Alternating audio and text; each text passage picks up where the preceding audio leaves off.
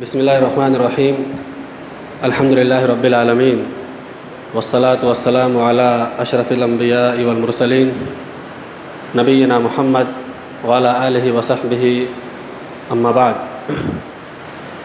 آپ حضرات اعلانات کے ذریعے سے بخوبی واقف ہیں کہ آج کا یہ اجلاس عام جمعیت الحدیث مالیگاؤں کے امیر محترم جناب اقبال سر حفظہ اللہ کی صدارت میں منعقد کیا گیا ہے۔ پروگرام کا آغاز تلاوت کلام پاک سے ہو، اس کے لیے میں ہمارے حفظ کے ایک طالب علم مصدق بدر الدین کو دعوت دیتا ہوں کہ وہ آئیں اور تلاوت کلام پاک سے اس نشست کا آغاز کریں۔ اعوذ باللہ من الشیطان الرجیم، بسم اللہ الرحمن الرحیم۔ والشمس وضحاها والقمر إذا تلاها والنهار إذا جلاها والليل إذا يغشاها والسماء وما بناها والأرض وما طحاها ونفس وما سواها فألهمها فجورها وتقواها قد أفلح من زكاها وقد خاب من دساها كذبت ثمود بطغواها إذ انبعث أشقاها فقال لهم رسول الله ناقة الله وسقياها فكذبوه فعقروها فدمدم عليهم ربهم بذنبهم فسواها ولا يخاف عقباها۔ بسم اللہ الرحمن الرحیم۔ جزاکم اللہ خیرا وبارک اللہ فیک۔ حمد و صلات کے بعد جیسا کہ آپ حضرات دروس اور خطابات میں سنتے رہتے ہیں کہ اللہ تبارک و تعالیٰ نے رسولوں کی جو بعثت امتوں کے درمیان کی ہے، ان رسولوں کے بھیجنے کا جو بنیادی مقصد تھا اللہ تعالیٰ کے پیغام کو پہنچانا اور اللہ تعالیٰ نے ان پر جو کتابیں نازل کی اس کی تشریح کرنا اور اس کو لوگوں کے سامنے کھول کر کے بیان کرنا اور اپنی ذات سے عملی نمونہ پیش کرنا تھا۔ قرآن مجید کے نزول کا معاملہ دیگر کتابوں سے بالکل الگ ہے کہ اللہ تعالیٰ نے اس کو تھوڑا تھوڑا کر کے نازل کیا اور بعض آیتیں یا بعض آیتوں کا شان نزول آپ دیکھیں گے تو ایک سے زائد مرتبہ بھی ملتا ہے کہ ایک سے زائد کوئی موقع رہا تو اس ایک ہی آیت کو ایک سے زائد مرتبہ بھی اس کا شان نزول علماء بیان کرتے ہیں۔ رسول اللہ صلی اللہ علیہ وسلم کے بارے میں بھی اللہ تعالیٰ نے اس ذمہ داری کا تذکرہ قرآن مجید میں کیا ہے۔ وَأَنزَلْنَا إِلَيْكَ الذِّكْرَ لِتُبَيِّنَ لِلنَّاسِ مَا نُزِّلَ إِلَيْهِمْ، کہ ہم نے اس قرآن کو آپ کی طرف نازل کیا ہے تاکہ اس میں جو احکامات لوگوں کے لیے بیان کیے گئے ہیں اس کی آپ تشریح فرما دیں۔ رسول اللہ صلی اللہ علیہ وسلم نے قرآن مجید کی تفسیر میں وہ باتیں بیان کی ہے جو قرآن مجید کا مقصود اور مطلوب ہے۔ قرآن مجید کی تفسیر کسے کہتے ہیں؟ اہل علم نے لکھا کہ قرآن کی تفسیر یہ ہے کہ قرآن کے تراجم سے یا اس کے معنی سے ایک بندہ اللہ تعالیٰ کی مراد تک پہنچ جائے کہ اللہ تعالیٰ اس آیت کے ذریعے سے بندوں کو کیا پیغام دینا چاہتے ہیں، اس پیغام کو بیان کرنا یا اس کی تشریح کرنا، یہ حقیقت میں قرآن مجید کی تفسیر ہے۔ اور رسول اللہ صلی اللہ علیہ وسلم کو اللہ تعالیٰ نے یہ ذمہ داری دی کہ قرآن تو ہم آپ پر نازل کر رہے ہیں، اس کو سمجھانا، اس کی تشریح کرنا یہ آپ کی ذمہ داری ہے، اور اللہ تعالیٰ نے آپ کی تشریح کو، آپ کی تعبیرات کو اللہ تعالیٰ نے یہ مرتبہ عطا فرمایا کہ اس کو بھی وحی کا درجہ دیا۔ وَمَا يَنْطِقُ عَنِ الْهَوَىٰ إِنْ هُوَ إِلَّا وَحْيٌ يُوحَىٰ، کہ جو بھی آپ بولتے ہیں وہ قرآن کی تشریح کے طور پر ہو یا دیگر عبادات اور احکامات کے طور پر ہوں، آپ کا وہ کہنا اللہ تعالیٰ کی جانب سے اس کو بھی وحی کا درجہ دیا گیا۔ جن لوگوں نے قرآن کی تشریح میں آزادانہ رویہ اختیار کیا اور سنت صحیحہ کو چھوڑ کر لغت کے ذریعے سے مدد لی یا عربی زبان کو انہوں نے بنیاد بنایا، وہ لوگ راہ راست سے بھٹک گئے۔ گویا کہ رسول اللہ صلی اللہ علیہ وسلم کو اللہ تعالیٰ نے تشریح کی ذمہ داری دی تھی، تو اس سے یہ بات ثابت ہو جاتی ہے کہ تعبیر و تشریح میں سب سے بلند مقام یا سب سے معتبر اگر کوئی چیز ہو سکتی ہے تو وہ رسول اللہ صلی اللہ علیہ وسلم کی احادیث ہے۔ اس کے بعد پھر صحابہ کرام کو بنیاد بنایا جائے کہ سینہ بسینہ اللہ کے نبی صلی اللہ علیہ وسلم سے انہوں نے قرآن کو سیکھا، اس کی تلاوت کو بھی سیکھا اور اس کی تشریحات کو بھی سیکھا۔ عبداللہ ابن مسعود رضی اللہ عنہ کے بارے میں آتا ہے کہ اللہ کے نبی صلی اللہ علیہ وسلم سے میں نے قرآن کی ہر آیت کا علم حاصل کیا، کون سی آیت کہاں نازل ہوئی، اس کا کیا شان نزول ہے، کیا موقع تھا، کیا مناسبت سی، وہ ساری چیزیں میں نے سیکھی ہیں۔ تو صحابہ کرام کا ذوق و شوق تھا قرآن مجید کی تشریح کے سلسلے میں، اس کو جاننے اور سیکھنے کے سلسلے میں۔ تو یہ جو سلسلہ ہے سیکھنے سکھانے کا، دعوت و تبلیغ کا یا نبوی مشن کا، یہ انبیاء کے گزر جانے سے ختم نہیں ہوا۔ آپ نے فرمایا تھا حجۃ الوداع کے موقع پر کہ تم میں سے جو آدمی یہاں سے غائب ہے تو وہ حاضر تک کے اس پیغام کو پہنچا دے۔ تو جو صحابہ کرام حاضر تھے انہوں نے اس تشریح کو، قرآن اور حدیث کی ان تعلیمات کو لوگوں تک پہنچایا، اور پھر ان لوگوں نے بعد کے لوگوں تک پہنچایا، اور یہ سلسلہ چلتا رہا، اور اس کی ذمہ داری اللہ تعالیٰ نے علماء پر ڈالی، اور علماء کو اس کے سلسلے میں یہ بیان کیا کہ وہ اللہ تعالیٰ کے مسئول ہیں۔ اگر کسی قوم کے اندر گمراہی پھیلتی ہے، کوئی بدعت عام ہو رہی ہے، کوئی اور گناہ عام ہو رہا ہے، تو سب سے پہلی ذمہ داری اس شہر کے، اس علاقے کے علماء کو دی گئی کہ انبیاء کے یہ وارث ہیں۔ انبیاء نے دینار و درہم نہیں چھوڑا کہ وہ دینار و درہم علماء کو دے دیا جاتا، انبیاء نے کوئی وراثت میں مال و دولت نہیں چھوڑا، انبیاء نے وراثت میں علماء کے لیے کتاب و سنت کا علم چھوڑا ہے، اور علماء کو اس بات کا پابند کیا گیا ہے کہ وہ محنت کر کے اس کی مراد تک پہنچیں، اس کے لیے قربانیاں دیں۔ ایسا نہ ہو کہ کوئی آدمی دعوت و تبلیغ کی راہ میں نکلے، اس کے معاش میں مشکلات آ جائیں، اس پر لوگ جرح کرنے لگیں، اس کی شخصیت کو مجروح کریں، اس کو بدنام کریں یا اس کی مذمت کریں، تو وہ اس راہ کو چھوڑ دے۔ نہیں، اگر وہ دنیاوی مشکلات کی وجہ سے دعوت و تبلیغ کی یا دعوت الی اللہ کی راہ کو چھوڑ دیتا ہے، تب بھی وہ اللہ تعالیٰ کا مسئول ہوگا۔ اس لیے کہ آپ دیکھیں گے کہ انبیاء کی زندگی پوری کی پوری آزمائشوں سے بھری ہے۔ کیا انبیاء نے راستے کو چھوڑا؟ یونس علیہ السلام سے تھوڑی سی خطا ہوئی تھی، اللہ تعالیٰ نے کتنی بڑی آزمائش میں ڈالا کہ اللہ کے حکم کے بغیر وہ اپنی بستی سے نکل گئے۔ کسی نبی کے لیے جائز نہیں ہوتا کہ اللہ نے جس بستی کے لیے اس کو رسول بنایا ہے وہ اللہ کی اجازت کے بغیر وہاں سے نکلے۔ یہ اللہ کی اجازت کے بغیر وہاں سے نکل گئے اپنی قوم سے مایوس ہو کر، یہ لوگ اللہ تعالیٰ پر ایمان نہیں لا رہے ہیں۔ اللہ نے آزمائش کے طور پر مچھلی کے پیٹ میں ڈالا اور کہا کہ اگر یونس تسبیح کرنے والوں میں سے نہ ہوتا، ان کی تسبیح توبہ پر، استغفار پر، اپنے گناہ کے اعتراف پر مشتمل تھی، لا الہ الا انت سبحانک انی کنت من الظالمین۔ تو اللہ نے فرمایا کہ اگر وہ تسبیح کرنے والوں میں سے نہ ہوتا تو قیامت تک اس کو ہم مچھلی کے پیٹ میں رکھتے تھے۔ تو یہ ایک ذمہ داری ہوتی ہے علماء کی، اور علماء کا سب سے بنیادی یہ وتیرہ ہونا چاہیے کہ وہ صبر کی راہ اختیار کرے اور صبر کا دامن کبھی نہ چھوڑیں۔ دعوت و تبلیغ کی جو راہ ہوتی ہے اس سے مشکلات کئی طریقوں سے ہوتی ہے۔ ایک مشکل یہ ہوتی ہے کہ ہم جب کسی کام کو کرنے کا کوئی عہد کرتے ہیں تو اس سلسلے میں کبھی اپنوں کی طرف سے بھی کچھ مسائل کھڑے ہوتے ہیں، کچھ اور معاملات ہوتے ہیں، تو ان چیزوں کی وجہ سے پیچھے نہ ہٹے، آدمی اللہ سے مدد طلب کرے، اور یہ نہ دیکھا جائے کہ ہمارے پیچھے کتنی بھیڑ ہے، کتنی بھیڑ ہے۔ بھیڑ کامیابی کی علامت کبھی نہیں ہوتی۔ اللہ نے کیا کہا؟ یا ایھا رسول بلغ ما انزل الیک من ربک، اے رسول آپ پہنچا دیجئے جو آپ پر نازل کیا گیا۔ کسی صاحب علم نے بہت اچھی بات کہی کہ دعوت و تبلیغ میں نتیجہ یہ کامیابی نہیں ہے کہ کتنے لوگ سنتے ہیں، کتنے لوگ عمل کرتے ہیں، آج عشاء میں پروگرام میں فجر میں کتنے لوگ رہیں گے، اگر نہ رہیں تو یہ کہا جائے کہ دیکھو پروگرام کر کے فائدہ کیا، لوگ تو آتے ہیں سنتے چلے جاتے ہیں، سب ایک سے سنا دوسرے سے اڑا لیا، ایک کان سے سنا دوسرے سے اڑا دیا. ایسا نہیں ہے.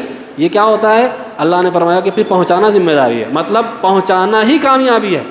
دعوت و تبلیغ میں پہنچانا ہی کامیابی. آپ نے پہنچایا، کوئی کام کیا آپ نے، یہ آپ کے لیے کامیابی کی علامت ہے. تو اس سلسلے کے جو پروگرام منعقد ہوتے ہیں تو اس میں مقاصد یہی ہوتے ہیں کہ دین کی باتیں علماء کرام سے سنی جائے، سنائی جائے. اس سلسلے میں ہمارے فاضل دوست فضیلت الاخ حافظ جبران احمد مدنی حفظہ اللہ تشریف لائے ہیں. آپ نے ممبئی کے مشہور و معروف ادارے جامعہ رحمانیہ، جو قاری نجم الحسن فیضی حفظہ اللہ کا ادارہ ہے اور ممبئی کے قدیم اداروں میں مانا جاتا ہے، آپ نے بنیادی تعلیمات وہاں سے حاصل کی ہے اور وہاں سے عالمیت فضیلت کرنے کے بعد جامعہ اسلامیہ تشریف لے گئے مدینہ میں، اور وہاں پر آپ نے BA مکمل کیا ہے. گویا کہ مدینہ کی جو ایک بنیادی اعلیٰ ڈگری ہوتی ہے اسے آپ نے حاصل کر لیا ہے. آپ کا تعلیمی معیار بلند ہونے کی وجہ سے ادارے کی جانب سے بڑی خوشی کی بات آپ نے بتائی کہ ماجسٹر میں، یعنی اس سے جو اعلیٰ تعلیم ہوتی ہے جو دکتورا تک جاتی ہے PhD تک، اس کا ایک ذریعہ ماجسٹر ہوتا ہے. یہ تقریباً شاید 2 سال کا کورس ہوتا ہے. تو اس میں آپ کا داخلہ ہوا اور تقریباً اس کا بھی شاید 1 سال ہو چکا ہے. اللہ رب العزت سے ہم دعا کرتے ہیں کہ شیخ کے لیے اللہ تعالیٰ اگلی منزلوں کو آسان کرے. خطابت کی جہاں تک کے بات ہے، اللہ تعالیٰ نے قوت گویائی سے بھی نوازا ہے اور علم اور بصیرت میں بھی ایک طریقے سے کہنا چاہیے کہ مضبوطی رکھتے ہیں. ممبئی کے تقریباً چھوٹے بڑے اجلاس میں میں دیکھتا ہوں کہ آپ کی شرکت ہوتی ہے، آپ کو لوگ عزت و احترام سے مدعو کرتے ہیں اور بڑے ہی اخلاص کے ساتھ آپ کام انجام دے رہے ہیں. جب بھی چھٹی ہوتی ہے تو چھٹی 2 مہینے کی ہوتی ہے تو شیخ کا تقریباً 30-35 پروگرام تو میرے خیال ہو ہی جاتا ہوگا. اللہ رب العزت سے دعا ہے کہ مزید اللہ تعالیٰ آپ کو برکت سے نوازے. میں آپ کو احترام کے ساتھ دعوت سخن دے رہا ہوں، آپ اپنے عنوان کی سامعین کے سامنے وضاحت فرمائیں. السلام علیکم ورحمۃ اللہ وبرکاتہ.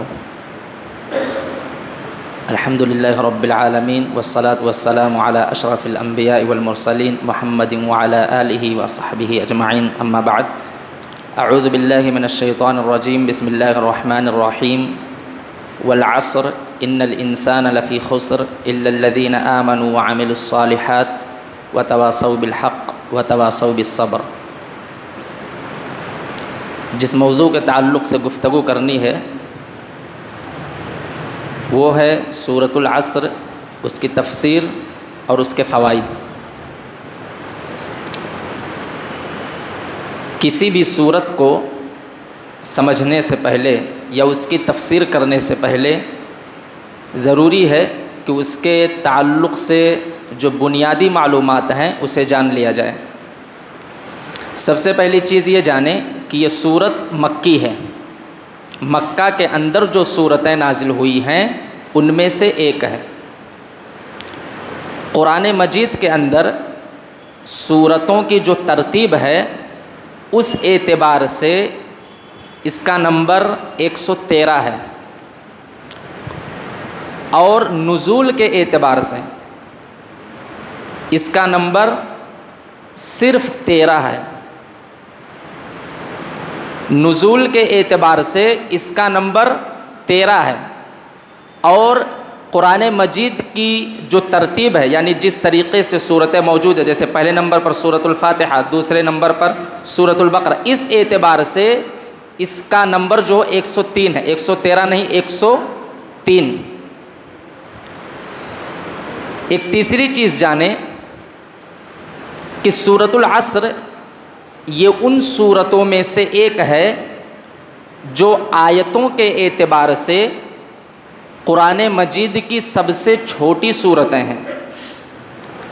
آیات کے اعتبار سے قرآن مجید کی جو سب سے چھوٹی صورتیں ہیں ان کی تعداد 3 ہے. نمبر 1 سورۃ العصر، نمبر 2 سورۃ الکوثر، نمبر 3 سورۃ النصر. آیتوں کے اعتبار سے یہ قرآن مجید کی سب سے چھوٹی صورتیں ہیں، اور تینوں صورتوں کے اندر 3 آیتیں ہیں. سورۃ العصر میں بھی 3 آیت ہے، سورۃ الکوثر میں بھی 3 ہی آیت ہے، اور سورۃ النصر میں بھی 3 ہی آیت.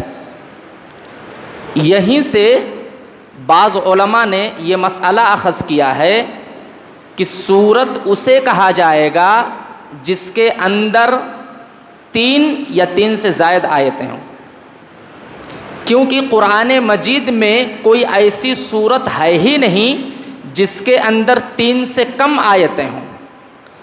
جتنی صورتیں ہیں اس کے اندر یا تو 3 آیتیں ہیں یا تو 3 سے زائد آیتیں ہیں۔ تو علماء نے یہ مسئلہ اخذ کیا ہے کہ سورت اسی کو کہا جائے گا جس کے اندر کم سے کم 3 آیتیں ہوں یا اس سے زائد آیتیں ہوں۔ ایک اور بات جانیں کہ سورۃ العصر یہ ان سورتوں میں سے ایک سورت ہے جس کی پہلی آیت ایک لفظ پر مشتمل ہے۔ یہ ان سورتوں میں سے ایک سورت ہے جس کی پہلی آیت میں صرف ایک لفظ ہے، والعصر، ایک ہی لفظ ہے پہلی آیت میں، جیسے سورۃ الفجر، والفجر ایک ہی آیت ہے، والضحیٰ ایک ہی لفظ ہے۔ تو یہ ان سورتوں میں سے ایک ہے جس کی پہلی آیت ایک ہی لفظ پر مشتمل ہے۔ یہ چند بنیادی چیزیں تھیں سورۃ العصر کے تعلق سے۔ اس سورت کی فضیلت کے تعلق سے ایک حدیث میں آپ کے سامنے پیش کرتا ہوں تاکہ آپ کے سامنے یہ بات واضح ہو سکے کہ یہ سورت کتنی اہم ہے۔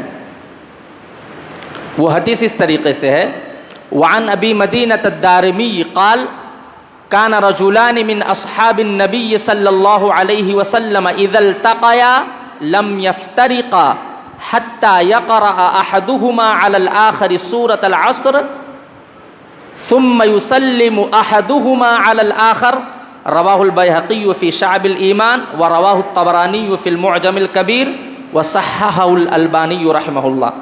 یہ حدیث سنن بیہقی کے اندر موجود ہے۔ امام بیہقی رحمہ اللہ کی کتاب ہے شعب الایمان، اس کے اندر یہ حدیث موجود ہے، اور امام طبرانی رحمہ اللہ کی مشہور کتاب ہے معجم طبرانی، اس کے اندر یہ حدیث موجود ہے۔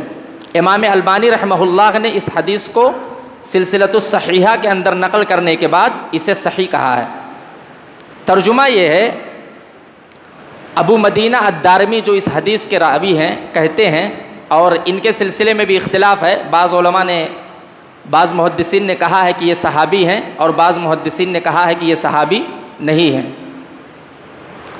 راوی حدیث کہتے ہیں کان رجلان من اصحاب النبی صلی اللہ علیہ وسلم، اللہ کے نبی صلی اللہ علیہ وسلم کے 2 صحابہ جب آپس میں ان کی ملاقات ہوتی تھی، اذا التقیا، جب 2 صحابی آپس میں ملتے تھے تو ان کا معاملہ یہ ہوتا تھا کہ آپس میں ایک دوسرے کو وہ سورۃ العصر پڑھ کر کے سنایا کرتے تھے۔ لم یفترقا حتی یقرأ احدہما علی الآخر، جب 2 صحابی کی آپس میں ملاقات ہوتی تھی تو اس وقت تک ان کے درمیان جدائی نہیں ہوتی تھی جب تک کہ وہ آپس میں ایک دوسرے کو سورۃ العصر پڑھ کر کے نہ سنا دیں، اور جب سورۃ العصر پڑھ کر کے ختم ہو جایا کرتا ثم یسلم احدہما علی الآخر، تو وہ سلام کے ذریعے سے اپنے ملاقات کا اختتام کر دیا کرتے تھے۔ 2 چیزیں اس حدیث میں سمجھنے کی ہے۔ نمبر 1 کہ صحابہ کرام رضوان اللہ تعالی علیہم اجمعین کا یہ معاملہ تھا، ان کا یہ معمول تھا کہ جب بھی آپس میں 2 صحابہ ملتے تھے، کوئی بھی مجلس ہو، جب بھی 2 صحابہ کا آپس میں لقاء ہوتا تھا، 2 صحابی کی آپس میں ملاقات ہوتی تھی، تو اس وقت تک دونوں ایک دوسرے سے جدائی اختیار نہیں کرتے جب تک کہ سورۃ العصر پڑھ کر کے نہ سنا دیا کرتے تھے۔ یہ صحابہ کرام کا معمول تھا۔ دوسرا مسئلہ یہ معلوم ہوا کہ صحابہ کرام رضوان اللہ تعالی علیہم اجمعین جب ان کے درمیان افتراق ہوتا تھا، جدائی ہوتی تھی، جب ان کی ملاقات ختم ہوتی تھی تو سلام پر ختم ہوتی تھی۔ آج معاملہ ہمارے یہاں اس کے برعکس ہے۔ ہماری ملاقات جب شروع ہوتی ہے تو غیبت سے، چغل خوری سے، ایک دوسرے کے برائی سے، ایک دوسرے کے ٹانگ کھینچنے سے۔ ملاقات کی ابتدا بھی یہی سے ہوتی ہے، اور جب انتہا ہوتی ہے، ملاقات کا اختتام ہوتا ہے تو غیبت، چغل خوری، برائی، انہی چیزوں پر اختتام بھی ہوتا ہے۔ لیکن صحابہ کرام کا معاملہ اس کے برعکس تھا۔ تو یہاں سے مسئلہ یہ معلوم ہوا کہ سورہ عصر یہ اتنی اہم سورت ہے کہ صحابہ کرام کی ہر مجلس میں اس سورت کو پڑھا جاتا تھا، صحابہ کرام کی ہر مجلس میں اس سورت کی تلاوت ہوتی تھی۔ اسی لیے امام شافعی رحمہ اللہ کا ایک قول ہے، وہ کہتے ہیں کہ اگر اللہ نے صرف اور صرف اسی سورت کو نازل کیا ہوتا تو یہی ایک سورت لوگوں کے لیے کافی ہو جاتی۔ لو ما انزل اللہ علی الخلق الا هذه السورہ، اگر اللہ نے اپنے مخلوق پر صرف اور صرف اسی سورت کو نازل کیا ہوتا لکفتہم، تو ان تمام لوگوں کے لیے یہ سورت ہدایت حاصل کرنے کے لیے، رہنمائی حاصل کرنے کے لیے کافی ہو جاتی۔ اتنی اہم سورت ہے سورۃ العصر۔ امام شافعی رحمہ اللہ کا یہ تبصرہ بہت جاندار اور بہت شاندار ہے کہ اگر اللہ نے صرف اور صرف سورۃ العصر کو نازل کیا ہوتا تو یہی ایک سورت لوگوں کی ہدایت کے لیے کافی ہوتی، یہی ایک سورت لوگوں کی رہنمائی کے لیے کافی ہوتی، یہی ایک سورت لوگوں کو عبرت و نصیحت حاصل کرنے کے لیے کافی ہو جاتی۔ اس سورت میں ہے کون سی چیز؟ آخر اس سورت میں ایسی کون سی چیز ہے کہ صحابہ کی مجلس ہو تو سورۃ العصر پڑھا جائے اور ہر مجلس میں سورۃ العصر کی تلاوت ہو؟ آخر اس سورت میں ایسی کون سی بات بیان کی گئی ہے کہ امام شافعی رحمہ اللہ اتنی بڑی بات کہہ رہے ہیں کہ اگر یہی ایک سورت اللہ نے نازل کی ہوتی تو لوگوں کے لیے کافی ہو جاتی؟ ہے کیا اس سورت میں؟ اس کو سمجھنے کی چیز آپ سمجھیے۔ سب سے پہلی آیت جو ہے والعصر، ترجمہ یہ ہے قسم ہے زمانے کی۔ یہاں جو لفظ واو آیا ہے یہ قسم کے لیے، والعصر قسم ہے عصر کی۔ عصر کیا ہے؟ عصر کا مطلب کیا ہے؟ اس کا مفہوم کیا ہے؟ اس کا مراد کیا ہے؟ عبداللہ ابن عباس رضی اللہ تعالی عنہما جو مشہور مفسر ہیں اور قرآن کریم کے سب سے بڑے جانکار ہیں، جب مفسرین کا ذکر ہو تو سب سے پہلا نام اگر کسی کا آتا ہے تو وہ عبداللہ ابن عباس رضی اللہ تعالی عنہما کا آتا ہے۔ یہ مفسر قرآن تھے، حبر الامہ تھے۔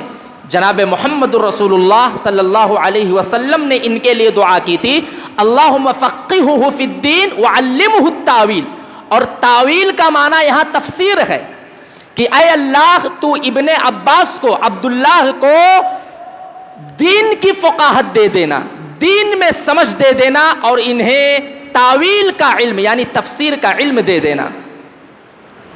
اور اس دعا کی برکت کے نتیجے میں عبداللہ ابن عباس رضی اللہ تعالی عنہما مفسرین کے زمرے میں سب سے بڑے مفسر مانے جاتے ہیں۔ ان کی تفسیر کے مطابق عصر کا معنی دہر ہے۔ العصر، ان کا قول ہے العصر هو الدہر، والعصر اللہ نے کہا قسم ہے عصر کی، اور عبداللہ ابن عباس رضی اللہ تعالی عنہما کے تفسیر کے مطابق عصر کا معنی دہر یعنی زمانہ، وقت۔ اور عجیب بات یہ ہے کہ اللہ نے عصر کے نام سے بھی قرآن میں ایک سورت اتاری ہے، سورۃ العصر، جس پر ہم گفتگو کر رہے ہیں، اور دہر کے نام سے بھی ایک سورت اتاری ہے، سورۃ الدہر، هل اتى على الانسان حين من الدہر، اس کا نام سورۃ الدہر ہے۔ تو الدہر نام کی بھی قرآن میں سورت ہے اور العصر نام کی بھی قرآن مجید میں ایک سورت ہے۔ تو عصر کا معنی عبداللہ ابن عباس رضی اللہ تعالی عنہما کے قول کے مطابق دہر، زمانہ اور وقت ہے، اور یہی قول راجح ہے۔ ابن جریر الطبری رحمہ اللہ، جن کو ابو المفسرین کہا جاتا ہے، ابو المفسرین، تمام مفسرین کے باپ، جن کا مقام تفسیر کے اندر بہت ہی اعلیٰ، بہت ہی اونچا ہے، تمام مفسرین جن کے محتاج ہیں، تمام کے تمام مفسرین، ابن جریر الطبری رحمہ اللہ کے بعد آنے والے جتنے مفسرین ہیں سب ان کے محتاج ہیں۔ تو وہ کہتے ہیں کہ صحیح قول کے مطابق عبداللہ ابن عباس رضی اللہ تعالی عنہما کی جو تفسیر ہے یہی راجح ہے, یہی درست ہے کہ عصر کا معنی دہر یعنی زمانہ اور وقت ہے, اور اسی کو ابن عثیمین رحمہ اللہ نے بھی راجح کہا ہے. اللہ نے زمانے اور وقت کی قسم کھا کر کے ایک انسان کو متنبہ کیا ہے کہ اے انسان, یہ جو زمانہ ہے, یہ جو وقت ہے, اس کو غنیمت سمجھ. اور ہمیں معلوم ہے زمانہ تین طرح کا ہوتا ہے, ماضی جو گزر گیا ہے, حال جو چل رہا ہے, مستقبل جو آنے والا ہے. تو اللہ نے عصر کی یعنی دہر کی, وقت اور زمانے کی قسم کھا کر کے یہ پیغام دیا ہے, اس بات کی جانب ہماری تنبیہ کی ہے کہ اے لوگو وقت کی قدر کر لو, وقت کی اہمیت کو سمجھ لو, تمہیں جو وقت ملا ہے اس کی اہمیت کو سمجھو اور اس سے فائدہ اٹھاؤ, ورنہ کہیں ایسا نہ ہو کہ تمہارے زندگی میں یہ وقت آئے اور یوں ہی چلا جائے, تم اس سے فائدہ نہ اٹھا سکو اور قیامت کے میدان میں تمہیں پچھتانا پڑے. تو یہ ایک بات ہوئی. عصر کا دوسرا معنی ہے دن کا آخری حصہ. ابن عثیمین رحمہ اللہ نے اپنی تفسیر میں اس چیز کو نقل کیا. انہوں نے کہا العصر آخر النہار, دن کا جو آخری حصہ ہوتا ہے اسے عصر کہا جاتا ہے, اور دن کا جو آخری حصہ ہوتا ہے وہ بہت اہم ہوتا ہے, افضل الاوقات میں سے ہے. دن کا جو آخری حصہ ہے یہ ان اوقات میں سے ہے جو افضل اوقات ہیں, جنہیں غنیمت سمجھنے کا حکم دیا گیا ہے, جس میں ایک انسان کی یہ ذمہ داری ہے کہ اس وقت کو وہ ضائع اور برباد نہ کرے. لیکن ہمارا معاملہ یہ ہے کہ دن کا جو آخری حصہ ہوتا ہے ہم اسے یوں ہی ضائع اور برباد کر دیتے. وہ وقت ہمارا ہوٹلوں میں, چوراہوں پر, لوگوں کی غیبت میں, لوگوں کی برائیاں کرنے میں گزر جاتا ہے. وہ وقت ہمارا موبائلوں میں گزر رہا ہے. لیکن دن کا جو آخری حصہ ہے یہ اتنا اہم ہے کہ ابن عثیمین رحمہ اللہ کے قول کے مطابق اگر یہ کہا جائے کہ یہ معنی بھی درست ہو سکتا ہے تو اللہ نے دن کے آخری حصے کی قسم کھائی. والعصر, قسم ہے عصر کی یعنی دن کے آخری حصے کی قسم. اور صحیح بخاری کی حدیث ہے, اس حدیث میں ایک ٹکڑا ہے, اگر آپ اس ٹکڑے کو اپنے سامنے رکھیں تو آپ کے سامنے یہ بات واضح ہو جائے گی کہ دن کا آخری حصہ کتنا اہم ہے. آپ جانتے ہیں جھوٹی قسم کھانا ہر وقت حرام ہے, کسی بھی صورت میں کسی بھی وقت یہ جائز اور درست نہیں ہے. ایسا نہیں ہے کہ کسی وقت آپ جھوٹی قسم کھا سکتے ہیں اور کسی وقت نہیں کھا سکتے, ہر وقت جھوٹی قسم کھانا یہ حرام ہے. لیکن اللہ کے نبی جناب محمد رسول اللہ صلی اللہ علیہ وسلم نے, صحیح بخاری کی روایت ہے, اس کا ایک ٹکڑا ہے, اس کا ترجمہ یہ ہے کہ نبی صلی اللہ علیہ وسلم کہتے ہیں کہ 3 قسم کے لوگ ایسے ہیں قیامت کے دن نہ اللہ ان سے گفتگو کرے گا, نہ ان کی طرف نظر رحمت سے دیکھے گا, اور نہ انہیں گناہوں سے پاک کرے گا. وَلَهُمْ عَذَابٌ عَلِيمٌ, اور ایسے شخص کے لیے اللہ نے دردناک عذاب تیار کر رکھا. 4 وعیدیں ہیں. پہلی وعید اللہ گفتگو نہیں کرے گا, دوسری وعید ان کی طرف نظر رحمت سے نہیں دیکھے گا, تیسری وعید وَلَا يُزَكِّيهِمْ, گناہوں سے پاک اور صاف نہیں کرے گا, چوتھی وعید وَلَهُمْ عَذَابٌ عَلِيمٌ, ایسے لوگوں کے لیے اللہ نے دردناک عذاب تیار کر رکھا. ان 3 قسم کے لوگوں میں ایک ایسا آدمی بھی ہے وَرَجُلٌ حَلَفَ بَعْدَ الْعَصْرِ وَهُوَ كَاذِبٌ, ایک ایسا آدمی جس نے عصر کے بعد یعنی دن کے آخری حصے میں جھوٹی قسم کھائی. دن کے آخری حصے میں عصر کے بعد جس نے جھوٹی قسم کھائی, اس کے بارے میں جناب محمد رسول اللہ صلی اللہ علیہ وسلم کہہ رہے ہیں کہ ایسے آدمی سے نہ اللہ گفتگو کرے گا, نہ ان کی طرف نظر رحمت سے دیکھے گا, نہ انہیں گناہ سے پاک کرے گا, اور ایسے آدمی کے لیے دردناک عذاب اللہ نے تیار کر رکھا ہے. تو آپ اندازہ کیجئے کہ دن کا جو آخری حصہ ہے وہ کتنا اہم ہے, اور اللہ نے اس کی قسم کھائی. تو 2 معانی آپ کے سامنے آ گئے. ایک معنی عصر سے مراد دہر یعنی زمانہ اور وقت ہے, دوسرا معنی عصر سے مراد دن کا آخری حصہ ہے. تیسرا مطلب جو مفسرین نے بیان کیا ہے عصر کا، وہ ہے نماز عصر. یہ مقاتل بن سلیمان رحمہ اللہ، یہ بھی مشہور مفسر ہیں اور ان کی تفسیر کی بڑی معروف کتاب ہے. ان کے قول کے مطابق یہاں عصر سے مراد نماز عصر ہے، یعنی اللہ نے نماز عصر کی قسم کھائی ہے. والعصری، قسم ہے عصر کی یعنی نماز عصر کی. اور نماز عصر کی کتنی اہمیت ہے یہ واضح ہے. بارہا ہم نے نماز عصر کی اہمیت اور اس کی عظمت اور اس کی فضیلت کے بارے میں گفتگو سنی ہے. اللہ نے قرآن میں کہا حافظوا علی الصلوات والصلاۃ الوسطی، کہ تمام نمازوں کی حفاظت کرو اور صلاۃ وسطی یعنی بیچ والی نماز. بیچ والی نماز کون سی ہے؟ مفسرین کا اس بات پر اتفاق ہے، متفقہ فیصلہ ہے، اجماع ہے کہ صلاۃ وسطی سے مراد عصر کی نماز ہے، کیونکہ یہ بیچوں بیچ میں نماز فجر اور ظہر دو نمازیں ایک طرف، مغرب اور عشاء دو نمازیں ایک طرف، بیچ میں نماز عصر ہے. یہ صلاۃ وسطی ہے، بیچ والی نماز. تمام مفسرین کا اس بات پر اجماع ہے کہ صلاۃ وسطی سے مراد نماز عصر ہے. آپ غور کیجئے، جب اللہ نے یہ کہہ دیا حافظوا علی الصلوات، تمام نمازوں کی حفاظت کرو، اس میں عصر بھی آ گیا، اس میں ظہر بھی داخل ہو گیا، اس میں مغرب بھی آ گیا، عشاء بھی آ گیا، فجر بھی آ گیا.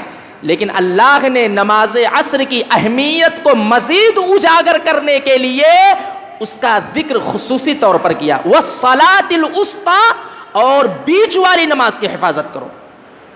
تو نماز عصر یہ بہت اہم ہے، اور حدیث کے مطابق یہ اتنی اہم نماز ہے کہ روایتوں کے الفاظ ہیں من ترک صلاۃ العصر فقد حبط عملہ، جس نے نماز عصر کو چھوڑ دیا اس کے اعمال برباد ہو گئے، اس کے اعمال اکارت ہو گئے.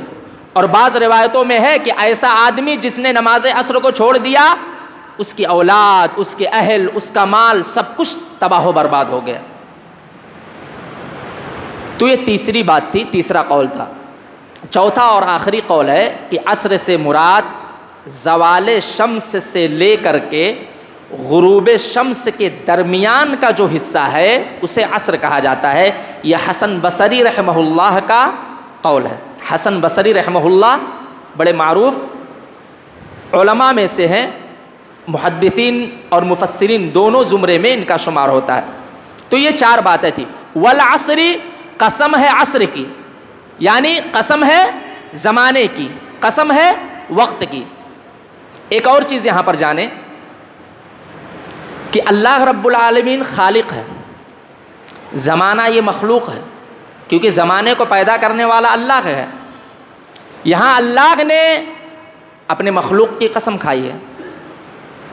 اللہ بحیثیت خالق زمانے کی، دہر کی قسم کھا رہا ہے، جبکہ زمانہ اور دہر یہ مخلوق ہے.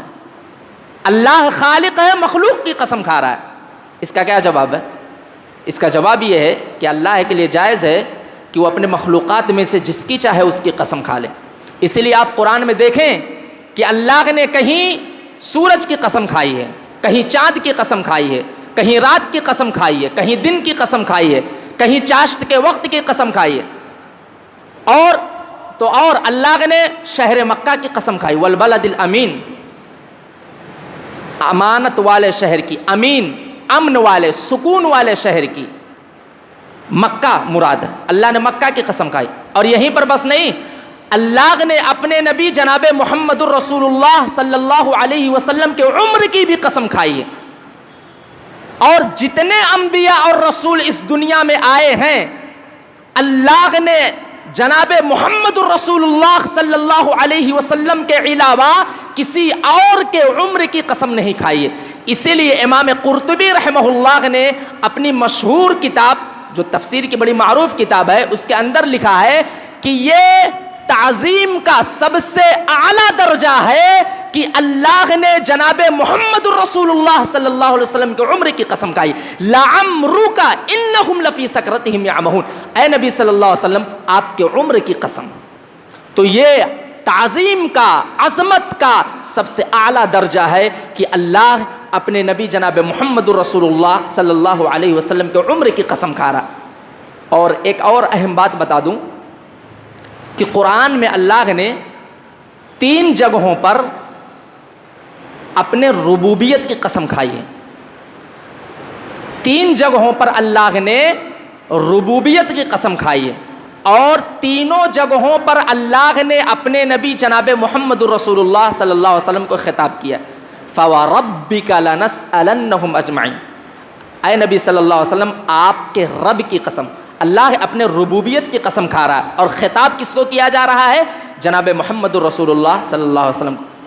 3 جگہ پر ہے قرآن میں جہاں پر اللہ نے اپنے ربوبیت کی قسم کھائی ہے، جہاں پر اللہ نے یہ کہا فَوَرَبِّكَ یا فَلَرَبِّكَ، جو بھی الفاظ ہوں، تو 3 جگہوں پر اللہ نے اپنے ربوبیت کی قسم کھائی ہے، اور تینوں جگہوں پر مخاطب جناب محمد رسول اللہ صلی اللہ علیہ وسلم کو کیا۔ تو مسئلہ جو بتلانا چاہتا تھا وہ یہ کہ بحیثیت خالق اللہ کے لیے جائز اور درست ہے کہ اپنے مخلوق میں سے جس کی چاہے اس کی قسم کھا لے، لیکن ایک مخلوق کے لیے یہ جائز اور درست نہیں کہ وہ اللہ کی ذات کو چھوڑ کر کے کسی اور کی قسم کھائے۔ بحیثیت خالق اللہ جس کی چاہے اس کی قسم کھائے، لیکن بحیثیت مخلوق ہمارے لیے، کسی انسان کے لیے یہ جائز اور درست نہیں کہ وہ اللہ کی ذات کے علاوہ کسی اور کی قسم کھائے۔ اس کی کیا دلیل ہے؟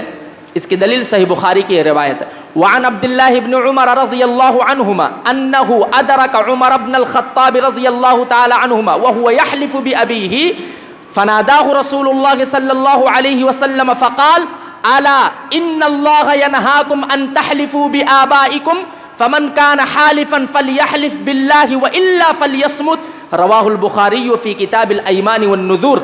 یہ حدیث امام بخاری رحمہ اللہ صحیح بخاری کے کتاب الایمان والنذور میں نقل کرتے ہیں، اور راوی حدیث ہیں حضرت عبداللہ ابن عمر، جن کے بارے میں واقعہ ذکر ہے اس حدیث میں وہ عمر بن خطاب ہیں، اور اس حدیث کو جو روایت کرنے والے وہ عمر بن خطاب کے بیٹے عبداللہ ہیں۔ تو عبداللہ کہتے ہیں کہ میں نے پایا، میں نے دیکھا کہ میرے والد یعنی عمر بن خطاب رضی اللہ تعالیٰ عنہ ایک مجلس میں ہیں، چند لوگوں کے ساتھ ہیں، اور اس مجلس میں کسی بات پر یا کوئی معاملہ آیا تو حضرت عمر نے باپ کی قسم کھا لی، وَهُوَ يَحْلِفُ بِأَبِيهِ، انہوں نے اپنے باپ کو پایا کہ وہ اپنے باپ کی قسم کھا رہے ہیں۔ یہ کون کہہ رہا؟ عبداللہ۔ کس کے بارے میں کہہ رہے ہیں؟ اپنے والد عمر بن خطاب کے بارے میں کہہ رہے ہیں کہ میں نے اپنے والد عمر کو دیکھا کہ وہ اپنے والد کی قسم کھا رہے ہیں، باپ کی قسم کھا رہے ہیں۔ یہ کہہ رہے ہیں کہ باپ کی قسم، وَهُوَ يَحْلِفُ بِأَبِيهِ، وہ اپنے باپ کی قسم کھا رہے ہیں۔ اللہ کے نبی صلی اللہ علیہ وسلم موجود تھے مجلس میں، جب آپ کے کانوں میں یہ آواز پڑی فَنَادَاهُ رسول اللہ، تو اللہ کے نبی صلی اللہ علیہ وسلم نے عمر بن خطاب کو ندا دی، آواز لگائی، پکارا، اور پکار کر کے کہا الا، اے عمر بن خطاب خبردار ہو جاؤ، ہوشیار ہو جاؤ، غور سے میری بات سنو، یہ تنبیہ کے لیے، الا تنبیہ کے لیے، ہوشیار ہو جاؤ، متنبہ ہو جاؤ، جو بات میں بعد میں بیان کرنے والا ہوں وہ بہت اہم ہے۔ الا، اے عمر ہوشیار ہو جاؤ، ان اللہ ینہاکم ان تحلفوا بآبائکم، بے شک اللہ تمہیں باپوں کی قسم کھانے سے روکتا ہے۔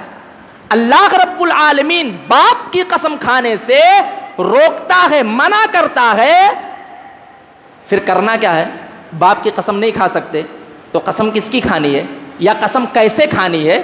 نبی محترم صلی اللہ علیہ وسلم نے طریقہ بتایا، کہا فمن کان حالفا فلیحلف باللہ، اگر کسی کو قسم کھانے کی ضرورت اور حاجت پیش آ جائے فلیحلف باللہ، تو وہ اللہ کی قسم کھائے، وہ اللہ کے ذات کی قسم کھائے، وَإِلَّا فَلْيَصْمُتْ، یا خاموش رہے۔ قسم کھانی ہے تو اللہ کے ذات کی قسم کھائے یا خاموش رہے، لیکن غیر اللہ کی قسم نہ کھائے۔ غیر اللہ کی قسم کھانا، اللہ کی ذات کو چھوڑ کر کے کسی اور کی قسم کھانا، یہ جائز اور درست نہیں ہے۔ اور آج دیکھیے ہمارے سماج میں لوگ دھڑلے سے کہتے ہیں باپ کی قسم، یہ عام ہے، باپ کی قسم۔ باتوں باتوں میں تیرے باپ کی قسم، تیرے ماں کی قسم، تیرے سر کی قسم، یا اس طریقے کے بہت سارے الفاظ لوگ استعمال کرتے. بلکہ میں نے دیکھا کہ کچھ لوگ گفتگو کر رہے ہیں، دوران گفتگو کوئی بات آئی تو ان کے قسم کھانے کا طریقہ یہ وہ انگلی لے جا کر کے گلا پکڑ لیتے ہیں قسم سے، اس طریقے سے قسم سے. کیا مطلب بھائی؟ کتنے الفاظ ہیں ہمارے سماج میں، اور ہمیں سمجھنا چاہیے کہ یہ اتنے خطرناک ہیں کہ وہ ہمیں شرک تک پہنچا رہے ہیں. من حلف بغیر اللہ فقد اشرک، اللہ کو چھوڑ کر کے کسی اور کی قسم کھانا یہ شرک ہے. جس نے بھی اللہ کی ذات کے علاوہ غیر اللہ کی قسم کھائی اس نے شرک کیا. بہت بہت قبیح چیز ہے کہ آپ اللہ کے علاوہ کسی اور کی قسم کھائیں. تو یہ حدیث اس بات پر دلیل ہے کہ بحیثیت مخلوق ایک انسان کے لیے جائز اور درست نہیں ہے کہ وہ اللہ کی ذات کے علاوہ کسی اور کی قسم کھائے. ایک آخری بات اس آیت کے ضمن میں اور سمجھ لیں. آج ہمارے سماج میں بہت سارے ہمارے بھائی ہیں، جب ان کے اوپر کوئی مصیبت، کوئی پریشانی، کوئی تکلیف آئے اور آپ ان سے گفتگو کریں یا آپ کی ملاقات ہو اور کوئی بات نکل جائے تو دوران گفتگو کیا کہتے ہیں؟ زمانہ خراب ہے. کیا حال چال ہے بھائی؟ کاروبار کیسا چل رہا ہے؟ بہت ہی خراب چل رہا ہے، حال چال بالکل ٹھیک نہیں، زمانہ خراب ہے، زمانہ خراب ہے. اس طریقے کے الفاظ ہمارے زبان پر عام ہیں، جبکہ یہ جائز اور درست نہیں ہے. یہ کہنا کہ زمانہ خراب ہے یا زمانے کو برا بھلا کہنا یا زمانے کو غلط کہنا یا کوئی ایسا جملہ استعمال کرنا جو درست نہیں ہے، یہ ساری چیزیں ہمیں ایک ایسے عمل کی جانب لے جا رہی ہیں جس کی شریعت اجازت نہیں دیتی. زمانے کو برا بھلا کہنا، زمانے کو گالی دینا، زمانے کو خراب کہنا، یہ کہنا زمانہ خراب ہے، زمانہ ایسا ہے، زمانہ ویسا ہے، یہ سب شریعت اس کی اجازت نہیں دیتی. یہ سب جائز اور درست نہیں ہے. دلیل کیا ہے؟ یہ حدیث آپ غور سے سنیے، اور ایک نقطہ میں آپ کو بتاؤں گا جو بہت اہم ہے. وعن ابی ہریرہ رضی اللہ تعالی عنہ قال قال رسول اللہ صلی اللہ علیہ وسلم قال اللہ تبارک وتعالی یقول یؤذینی ابن آدم یسب الدہر وانا الدہر بیدی الامر اقلب اللیل والنہار. رواہ البخاری فی کتاب التوحید. امام بخاری رحمہ اللہ اس حدیث کو صحیح بخاری کے کتاب التوحید میں نقل کرتے ہیں. ابو ہریرہ رضی اللہ تعالیٰ عنہ اس حدیث کے راوی اور حدیث قدسی ہے، یعنی جس کی نسبت نبی محترم صلی اللہ علیہ وسلم اللہ کی طرف کر رہے ہیں. نبی کہہ رہے ہیں کہ اللہ کہتا ہے، یقول اللہ عز وجل، اللہ کے نبی کہہ رہے ہیں کہ اللہ کہہ رہا ہے، اللہ فرما رہا ہے، یؤذینی ابن آدم، ابن آدم مجھے تکلیف دیتا ہے، مجھے تکلیف پہنچاتا ہے، مجھے ایذا دیتا ہے. تکلیف کیسے دیتا ہے؟ اللہ کو ایذا کیسے دیتا ہے؟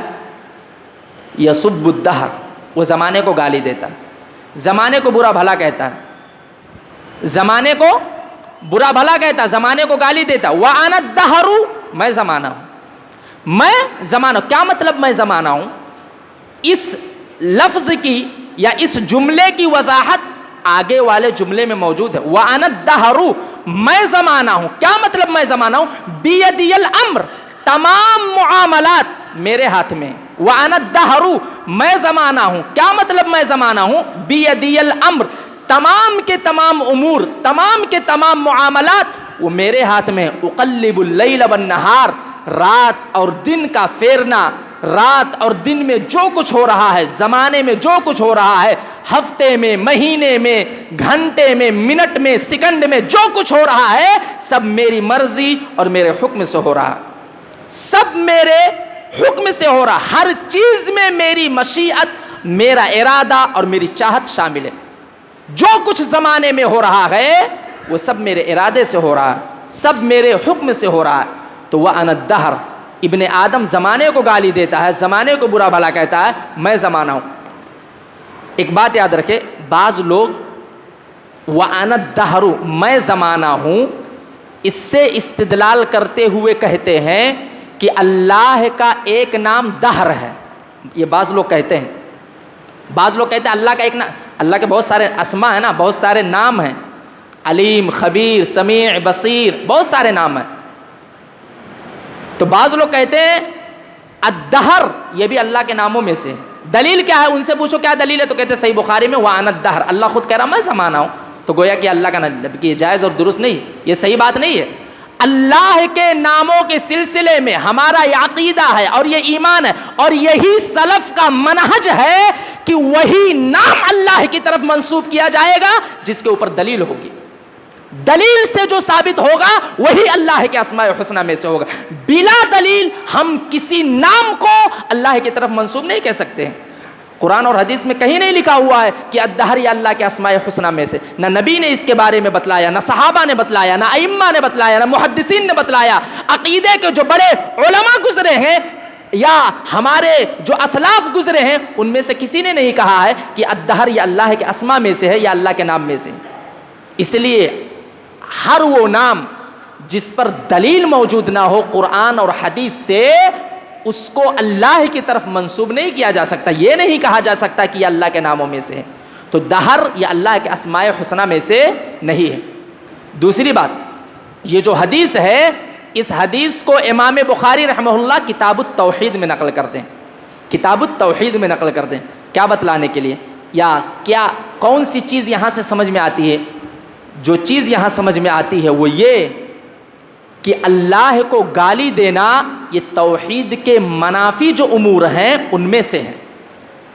زمانے کو گالی دینا، اللہ کو گالی دینا، اور اللہ کو گالی دینا یہ ایک موحد کا، ایک مومن کا، ایک بہترین اور صحیح اور درست عقیدہ رکھنے والے کا منہج نہیں ہو سکتا ہے۔ ایک توحید والے کا یہ منہج اور یہ مسلک نہیں ہو سکتا ہے کہ وہ اللہ کو گالی دے، اللہ کو برا بھلا کہے۔ تو زمانے کو گالی دینا یا اللہ کو گالی دینا اور اللہ کو گالی دینا یہ توحید کے خلاف ہے۔ اسی لیے امام بخاری رحمہ اللہ اس حدیث کو کتاب التوحید میں نقل کرتے، توحید کی کتاب، اس کے اندر اس حدیث کو ذکر کیا۔ تو زمانے کو برا بھلا نہ کہیں، کیونکہ زمانے میں جو کچھ ہو رہا ہے سب اللہ کی مشیت اور اس کے ارادے سے ہو رہا۔ یہ پہلی آیت تھی جس کو میں نے آپ کے سامنے واضح کیا ہے۔ اللہ نے عصر کی قسم کھائی ہے، ظاہر سی بات ہے اگر اللہ نے یہاں قسم کھائی ہے تو آگے جو بات ہے وہ بہت اہم ہوگی۔ اگر اللہ بلا قسم کھائے کوئی بات کہہ دے تو ہمیں اس میں ذرہ برابر بھی شک و شبہ نہیں کرنا۔ اللہ کی کوئی بات جھوٹی نہیں ہے، کسی بھی شک و شبہ کی گنجائش نہیں، چاہے اللہ قسم کھا کر کے وہ بات کہے یا بلا قسم کھائے وہ بات کہے۔ لیکن اللہ نے یہاں عصر کی قسم کھائی ہے، اور عصر کی قسم کھا کر کے اللہ نے جو بات بتلانی چاہی ہے، جس بات کی جانب ہمارے ذہن کو مبذول کرانا چاہا ہے، جس بات کی جانب اشارہ کرنا چاہا ہے، وہ کیا ہے؟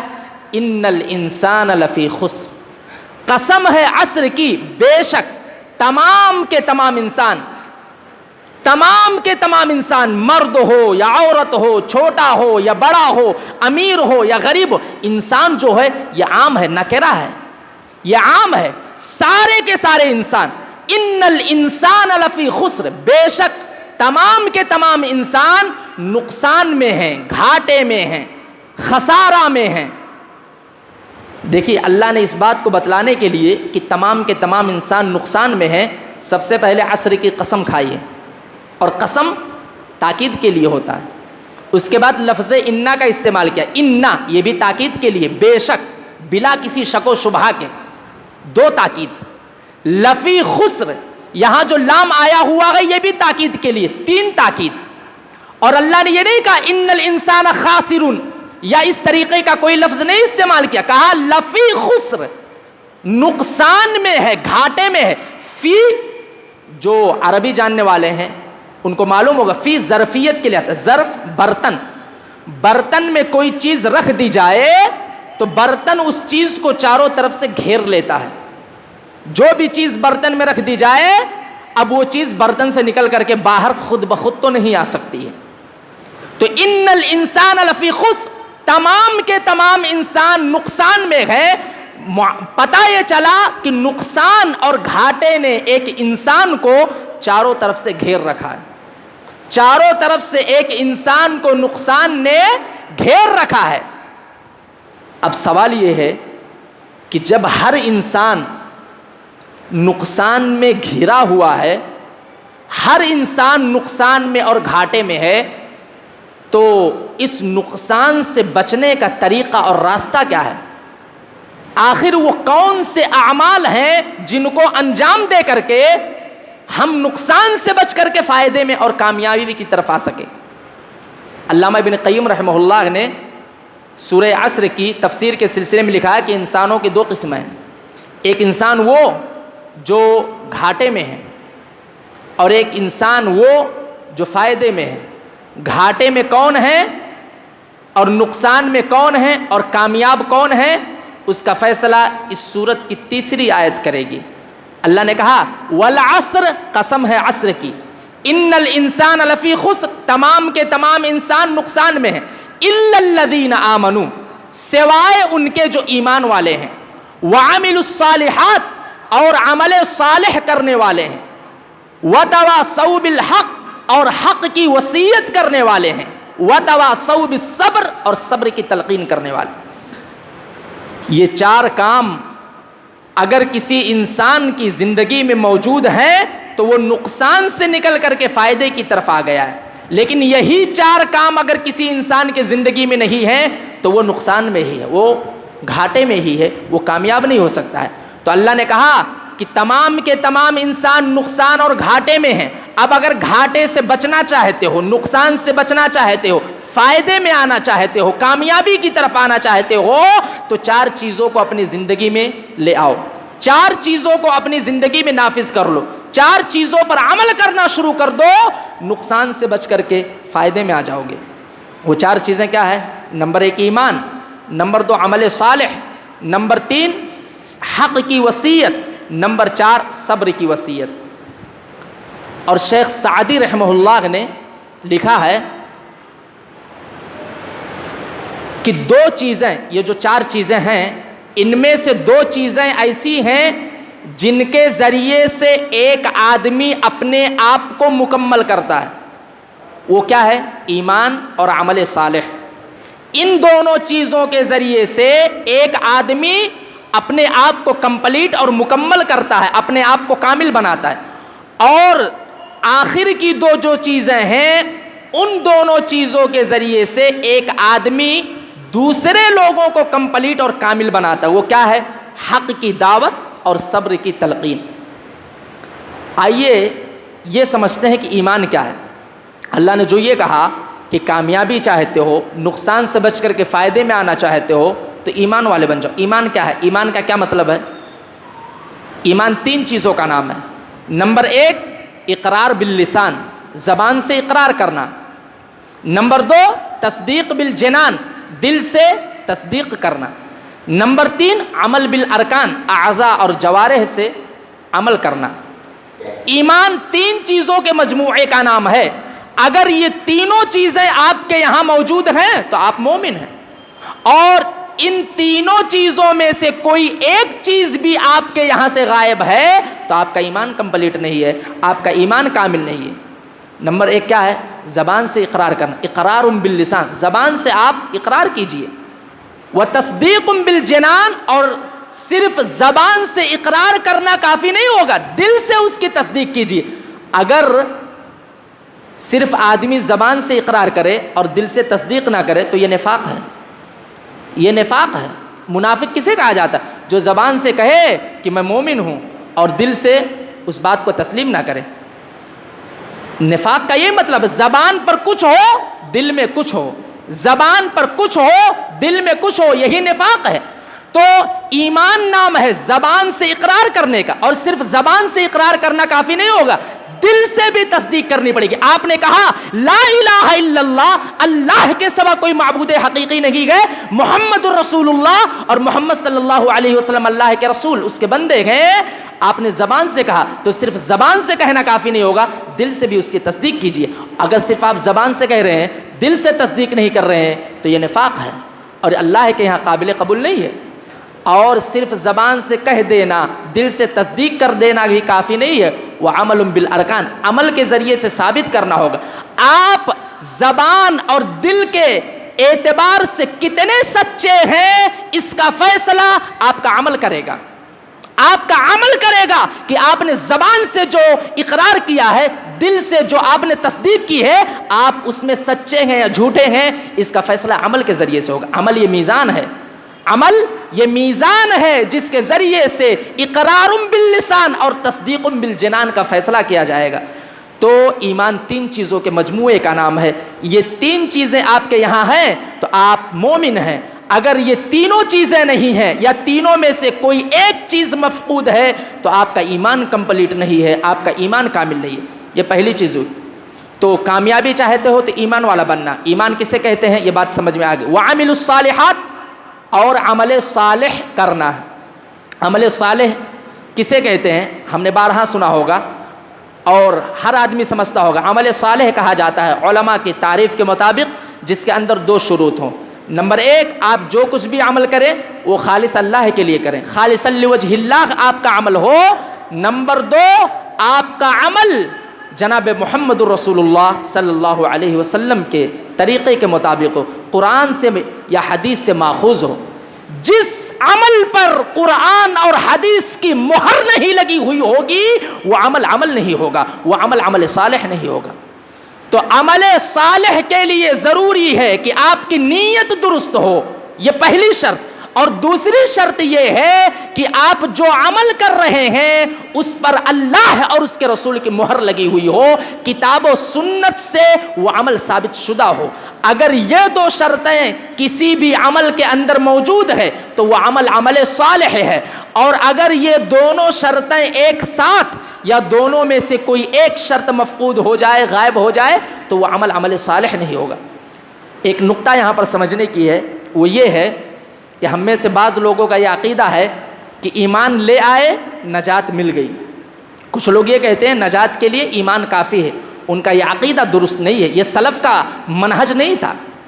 سلف میں سے کسی کا یہ منہج نہیں تھا کہ صرف ایمان لے آنا یہ نجات کے لیے کافی ہے۔ نجات چاہتے ہو تو ایمان بھی لاؤ اور عمل صالح بھی کرو۔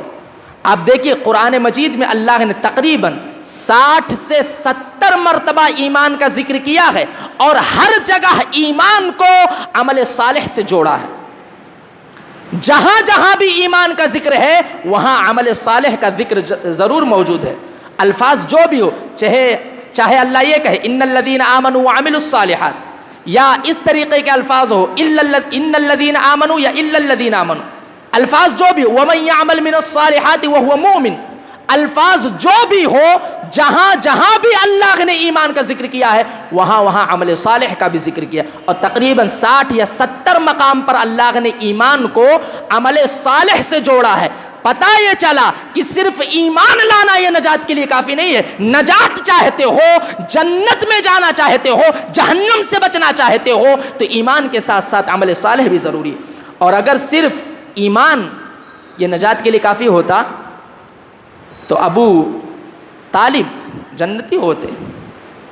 ان کا عقیدہ تھا، وہ نبی صلی اللہ علیہ وسلم کو برحق مانتے تھے، انہیں پتا تھا کہ اس کی جو دعوت ہے، محمد کی جو دعوت ہے وہ برحق ہے، اور انہوں نے ساتھ بھی دیا۔ لیکن کیا ہوا؟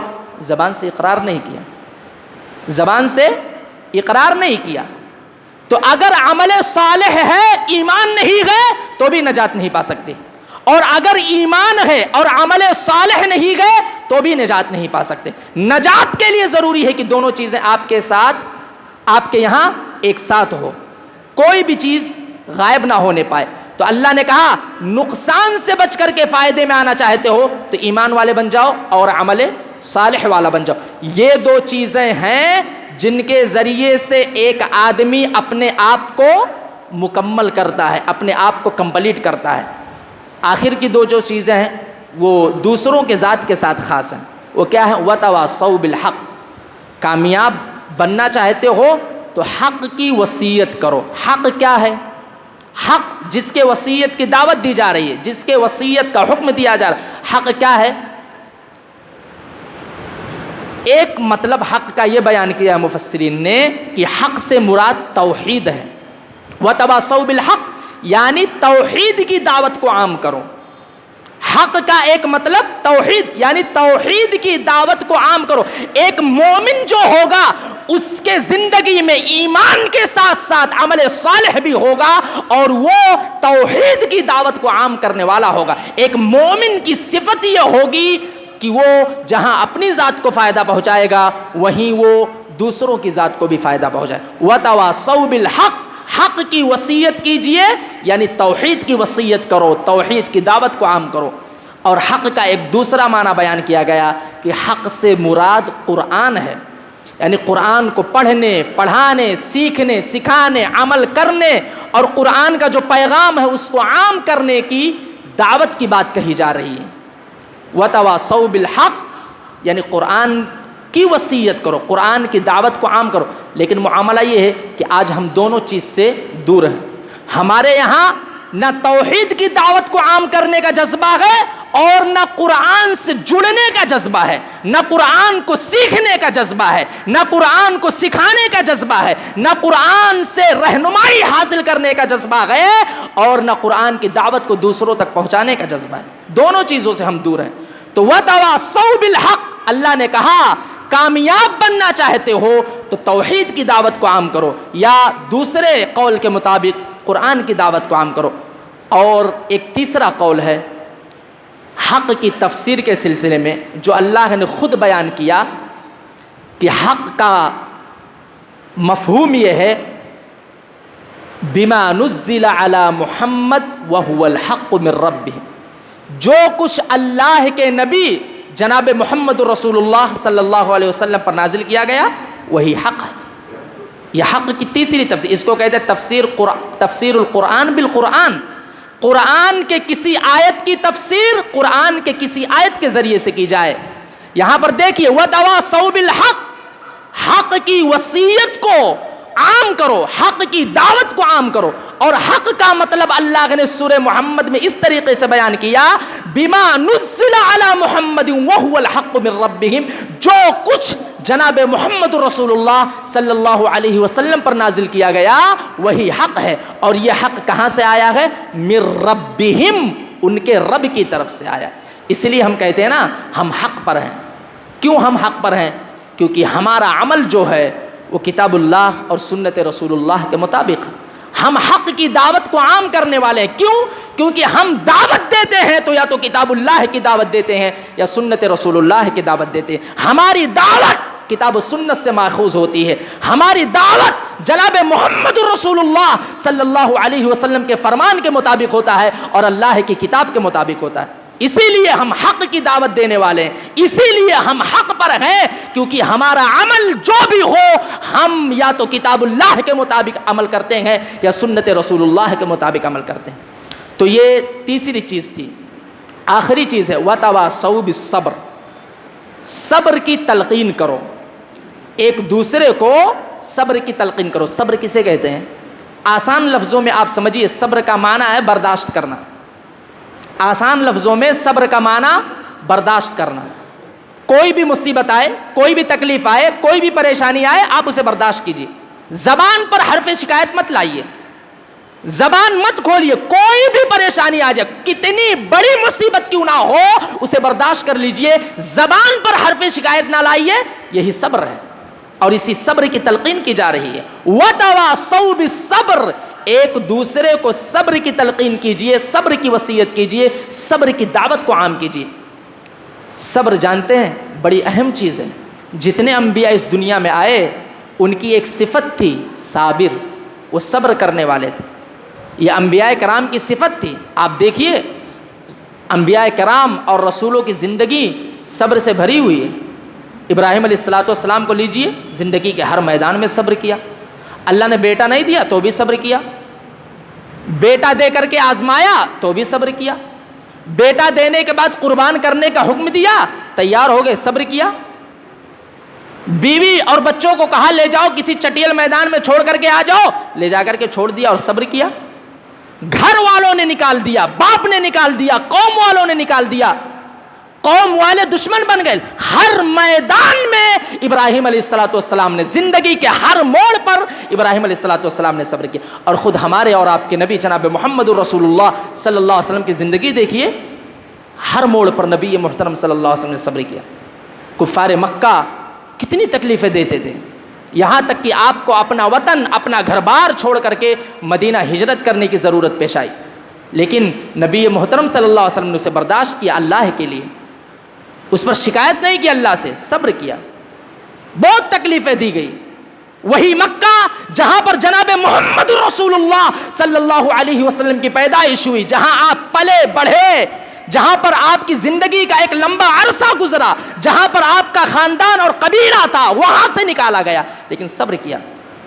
طائف میں مارا گیا، پتھروں سے مارا گیا، گالیاں دی گئی، پیروں کو زخمی کر دیا گیا. احد کا میدان آپ دیکھیے، دانتوں کو توڑ دیا گیا، خون بہ نکلے، لیکن ہر میدان میں صبر کیا. تو صبر بہت اہم چیز ہے. اتنی اہم ہے کہ آج ہمارے یہاں جو مسائل ہیں جانتے ہیں وہ اس وجہ سے ہیں کیونکہ ہمارے یہاں صبر کا مادہ نہیں. بیوی کا شوہر کے ساتھ مسئلہ ہے، بیٹے کا باپ کے ساتھ مسئلہ ہے، پڑوسی کا پڑوسی کے ساتھ مسئلہ ہے، ہر آدمی کا کسی نہ کسی سے مسئلہ. کیوں؟ کیونکہ کوئی صبر کرنے کے لیے تیار نہیں. شوہر نے بیوی کو کسی وجہ سے مار دیا یا کوئی بات سنائی، بیوی اب صبر نہیں کرے گی، وہ آپ کو 4 باتیں سنائے گی. آپ ایک گالی دو گے، وہ صبر نہیں کرے گی، وہ 1000 گالیاں دے گی. حالانکہ گالی دینا جائز نہیں. آپ ایک مارو گے، وہ بھی آپ کو مارنے کے لیے دوڑے گی. آپ کے پڑوسی کو آپ سے تکلیف ہے، وہ آپ کو تکلیف دے رہا ہے، تو آپ اس پر صبر نہیں کرو گے، آپ بھی اس کو تکلیف پہنچانے کی کوشش کرو گے. تو معاملات جو خراب ہیں آج ہمارے سماج میں، وہ اس لیے کہ صبر کا مادہ ہمارے یہاں سے ختم ہو چکا ہے. 2-3 چیزیں اور اہم چیزیں بتا کے بات ختم کرتا ہوں. یہاں پر اللہ نے کہا کہ کامیابی چاہتے ہو تو ایمان والے بن جاؤ اور عمل صالح کرنے والا بن جاؤ، حق کی دعوت کو عام کرنے والا بن جاؤ اور صبر کی تلقین کرنے والا بن جاؤ. یہ 4 چیزیں ہیں تو خسارے اور نقصان سے نکل کر کے فائدے میں اور کامیابی کی طرف چلے آؤ گے. عمل صالح جب کہہ دیا، عمل صالح عام چیز ہے. عمل صالح جب کہہ دیا تو حق کی دعوت یہ بھی عمل صالح ہے، صبر کی تلقین یہ بھی عمل صالح ہے. عمل صالح کی جب بات آ گئی تھی تو یہ چیزیں اس کے اندر شامل ہو گئی، داخل ہو گئی، کیونکہ صبر کی دعوت دینا یہ بھی عمل صالح ہے، حق کی دعوت دینا یہ بھی عمل صالح ہے.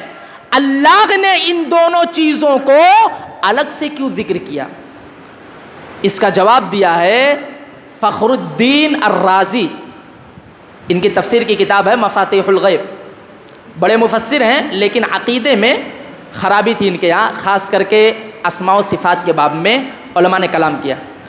انہوں نے اس کا جواب دیا ہے وہ اس طریقے سے کہ صبر کی وصیت اور حق کی وصیت، ان دونوں کو عمل صالح سے الگ کر کے اللہ نے اس لیے ذکر کیا ہے اور اس بات کو بتلانا چاہا ہے کہ عمل صالح صرف وہی نہیں ہے جو انسان اپنی ذات کو فائدہ پہنچانے کے لیے کرے، بلکہ دوسروں کی ذات کو فائدہ پہنچانا، دوسروں کو خیر کی جانب لانا، دوسروں کو بھلائی کی دعوت دینا، بھلائی کے راستے پر لانا، یہ بھی عمل صالح ہے.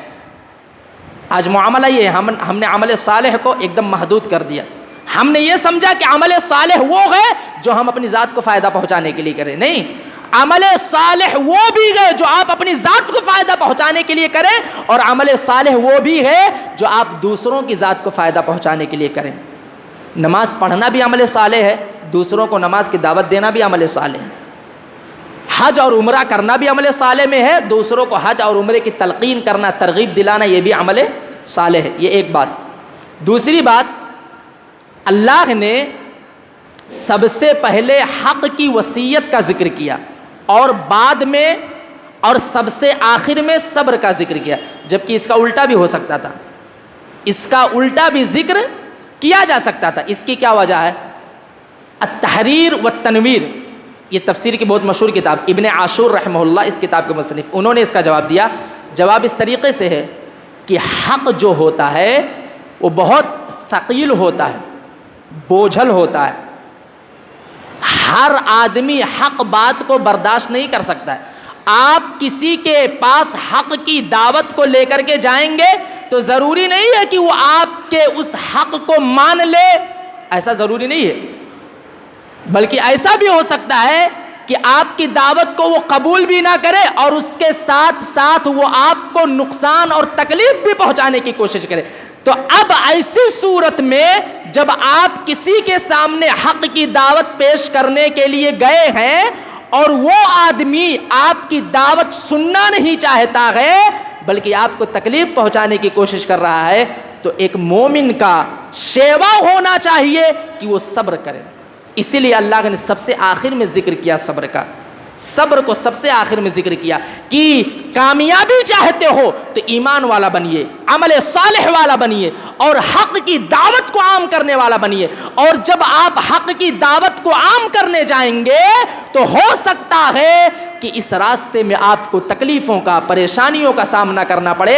ایسی صورت میں آپ کے لیے ایک بہترین راستہ ہے، وہ کیا ہے؟ صبر کا راستہ. آپ صبر کرنا، صبر کے دامن کو مضبوطی سے تھامے رہنا. آخری بات بتا کے بات ختم کرتا ہوں. اس صورت میں جو 4 چیزیں بیان کی گئی ہے، ایمان، عمل صالح، حق کی دعوت کو عام کرنا اور صبر کی تلقین کرنا، یہ اتنا اہم ہے کہ محمد بن عبد الوہاب رحمہ اللہ کی ایک کتاب الاصول الثلاثہ، دین کے 3 بنیادی اصول، اس کے اندر انہوں نے لکھا ہے کہ یہ 4 چیزیں ایسی ہیں جن کا سیکھنا ہر مسلمان پر واجب ہے. ہر مسلمان پر ان 4 چیزوں کو سیکھنا واجب ہے. وہ 4 چیزیں کیا ہے؟ ایمان. ضروری ہے کہ آدمی علم حاصل کرے کہ ایمان کیا ہے، اور جب اس نے علم حاصل کر لیا، ایمان کو سمجھ لیا، تو اب ایمان کا تقاضا ہے کہ وہ عمل کرے. اور جب اس نے علم حاصل کر لیا کہ ایمان کیا ہے اور عمل صالح کرنا شروع کر دیا، تو اب ضروری ہے کہ اس ایمان اور عمل صالح کے روشنی میں وہ دوسروں کو اس کی دعوت دے. اب جب وہ اس کی دعوت دینے کے لیے گیا تو اگر اس کے راستے میں کسی بھی قسم کی تکلیف اور پریشانی آئے تو وتواصوا بالصبر، تو وہ صبر کرے. تو یہ 4 ایسی چیزیں ہیں جن کے بارے میں محمد بن عبد الوہاب رحمہ اللہ کہتے ہیں کہ اس کا سیکھنا ہر مسلمان پر، چاہے وہ مرد ہو چاہے وہ عورت ہو، اس کا سیکھنا واجب ہے. ضروری ہے کہ آدمی ان 4 چیزوں کا علم ضرور حاصل کرے. اور یہ 4 چیزیں ایسی ہیں کہ اگر آپ کی زندگی میں آ جائیں تو آپ کی دنیا بھی بن جائے اور آپ کی آخرت بھی بن جائے. لیکن یہی 4 چیزیں آپ کی زندگی سے غائب ہو جائے تو ظاہر میں آپ کی دنیا کتنی ہی بہتر کیوں نہ ہو، حقیقت میں اس کی کوئی ویلو نہیں ہے. آپ کی دنیا بھی تباہ ہے اور آپ کی آخرت بھی تباہ ہے. اللہ سے دعا کریں کہ الہ العالمین جو باتیں کہی گئی ہے اس پر عمل کرنے کی توفیق عطا فرما. وآخر دعوانا الحمدللہ رب العالمین. والسلام علیکم ورحمۃ اللہ وبرکاتہ. جزاک اللہ خیرہ. بہت ہی دقیق اور علمی خطاب آپ نے سنا. اللہ تبارک و تعالیٰ شیخ کو جزائے خیر عطا فرمائے. ابھی آپ نے آخر میں تذکرہ کیا ثلاثۃ الاصول کا، کہ شیخ محمد بن عبد الوہاب کی مشہور کتاب ثلاثۃ الاصول و ادلتھا. اس کتاب کو ہمارے طلبہ کو پڑھانا چاہیے. اور جو مکاتب ہمارے یہاں چلتے ہیں مدارس میں، ہمارے یہاں وہ صبح شام کے باتھ روم جانے کی دعا ربنا آتنا فی الدنیا، اس پر اکتفا کیا جاتا ہے. اس پر اکتفا کافی نہیں ہے. ہم نے جو یہاں مدرسہ شروع کیا ہے حفظ کا، اور مغرب کی نماز کے بعد جو مدرسہ ابی ابن کعب چلتا ہے، ہمارے نصاب میں بہت ساری چیزیں اس سے اصول 4 سے، ثلاثۃ الاصول سے ماخوذ ہیں. اور اگر اس کا اردو ترجمہ کسی کے پاس ہو تو اس کو یاد کرنا چاہیے. مجھے یاد پڑتا ہے سعودی عرب کے اندر ایک دیہاتی تھا. تو دیہاتی جو لوگ ہوتے ہیں بالکل اجٹ قسم کے ہوتے ہیں، ان کو اتنا علم نہیں ہوتا ہے. ثلاثۃ الاصول کی ساری عبارتیں اس کو مزبانی آتی. اور اس سلسلے میں ایک شیخ نے کہا کہ شیخ ابن باز رحمہ اللہ تعالیٰ رحمت فرمائے آپ پر، سعودی عرب میں ریاض کی ایک مسجد کے اندر، ایک مسجد میں اس کتاب کا 100 مرتبہ درس دیا آپ نے. کتنی مرتبہ؟ 100 مرتبہ. ہمارے ریاض الصالحین اثر بعد پڑھی جاتی ہے، اگر وہ ختم ہوتی ہے 5 سال میں تو دوبارہ لوگ کو لگتا ہے ریاض الصالحین مت پڑھو. بہت علم ہو گیا ہمیں. تو یہ چیزیں جو بہت مفید ہیں دلیلوں کے اعتبار سے اور عقیدے کے اعتبار سے، بہت سارے اعتبار سے، تو اس کا علم حاصل کرنا چاہیے اور ایک مزاج ہمارے ہندوستان میں بننا چاہیے۔ تقویۃ الایمان بہت مختصر سی کتاب ہے، بہت مختصر کتاب ہے۔ عقیدے کی جب بات ہوتی ہے تو ہمارا مزاج یہ ہوتا ہے کہ کوئی عالم ایسا ہو جو عربی جاننے والا ہو اور عربی کتاب کا درس دے، لیکن تقویۃ الایمان کو لوگوں نے فراموش کر دیا۔ وہاں دیکھیے آپ کہ شرک کی جو قسمیں بیان کی گئی ہیں وہ بچوں کو یاد ہو سکتی آسانی کے ساتھ، تو جہاں عربی کتابوں کا درس ہونا ضروری ہے، وہی ہندوستان میں جو اردو کتابیں لکھی گئی اس کا بھی درس ہونا چاہیے۔ اب کوئی عربی عالم کا نام آتا ہے تو ہم جھوم اٹھتے کہ ٹھیک ہے، جھوم اٹھنا چاہیے، بڑی شخصیات ہیں، لیکن ہندوستان کی شخصیات کچھ چھوٹی موٹی نہیں تھی۔ مبارک پوری صاحب رحمہ اللہ، تحفۃ الاحوازی دیکھیں آپ ان کی، تو پورے عجم میں نہیں بلکہ پورے عالم عرب میں آپ کی شرح جو ترمذی کی شرح اس کا شہرہ ہے اور بہت ہی زیادہ معتبر شرح مانی جاتی ہے، اور اس کا جو ایک خاص پس منظر ہے جس پہ آپ نے بدعتیوں کا بطور خاص رد کیا ہے، اس سلسلے میں یہ کتاب بہت نمایاں ہے۔ یہ کچھ تعارفی چیز تھی جو میں نے شاید اس لیے بیان کی کہ شیخ نے جو ثلاثت الاصول کا تذکرہ کیا اس تناظر میں، اللہ رب العزت سے دعا ہے کہ وہ آپ لوگوں کی شرکت کو شرف قبولیت بخشے، اور ہمارے اس پروگرام کے انعقاد میں جو لوگ جس بھی طرح کا تعاون پیش کرتے ہیں، وقت دیتے ہیں، اللہ تعالیٰ ان سب کو دنیا اور آخرت دونوں جگہ پر اس کا بدلہ عطا فرمائے، ہم سب کی بخشش فرمائے، اور ہمارے علماء اور ہمارے ذمہ داران کی بھی ان خدمات کو اللہ تعالیٰ خصوصیت کے ساتھ شرف قبولیت بخشے، آمین۔ ختم مجلس کی دعا پڑھ لیں۔ سبحان اللہ بحمدہ، سبحانک اللہم وبحمدک، اشہدو ان لا الہ الا انت، استغفرک و اتوب الیک۔ والسلام علیکم ورحمۃ اللہ وبرکاتہ۔